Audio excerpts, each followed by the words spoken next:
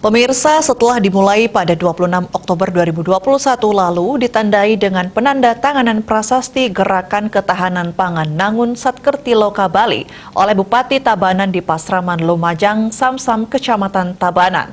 Gerakan mewujudkan Bali era baru khususnya dalam hal kedaulatan pangan melalui pertanian organik makin meluas. Kali ini kegiatan yang sama direfleksikan oleh Yayasan Dharma Narada YDN digelar di Balai Penyuluhan Pertanian BPP Kecamatan Slemadeg Barat, Kabupaten Tabanan. Kegiatan dihadiri oleh Koordinator Penyuluh Pertanian dari Dinas Pertanian Kabupaten Tabanan, Imade Subur.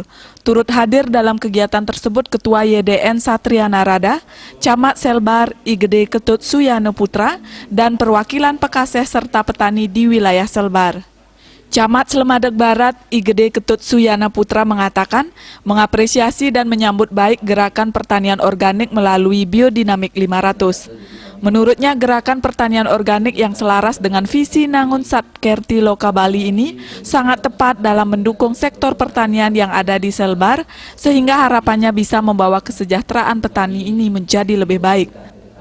Dari pemerintah kecamatan tentunya sangat apresiasi terhadap kegiatan dari dari Yayasan Dharma Narada. Beliau langsung hadir ke sini, Satria Narada. Jadi kami apresiasi kegiatan ini karena kami di Slemadeg Barat tentunya secara umum adalah daerah pertanian.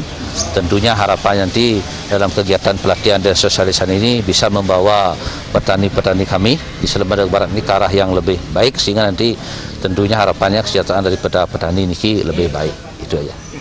Kalau boleh dibilang ya kami itu sudah kegiatan pertaniannya ya kalau dibilang ya bagus dari hasil-hasilnya. Kalau pertanian artinya subak sawahnya hasil dari padinya ya sudah bagus dan kembali sekarang ke organik dengan dengan hasil-hasilnya. Nah mudah-mudahan bisa diteruskan. Kalau yang di subak Abian juga sudah memakai bahan-bahan organik.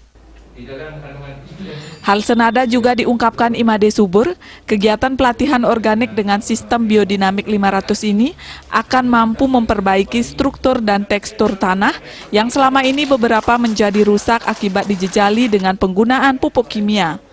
Hal tersebut juga sejalan dengan visi misi Nangun Satkerti Loka Bali menuju Tabanan era baru yang aman, unggul dan madani atau AUM. Bercermin dari itu maka gerakan pertanian organik melalui biodinamik ini merupakan momentum untuk kembali bangkit sekaligus memperbaiki lingkungan yang telah rusak akibat penggunaan pupuk kimia.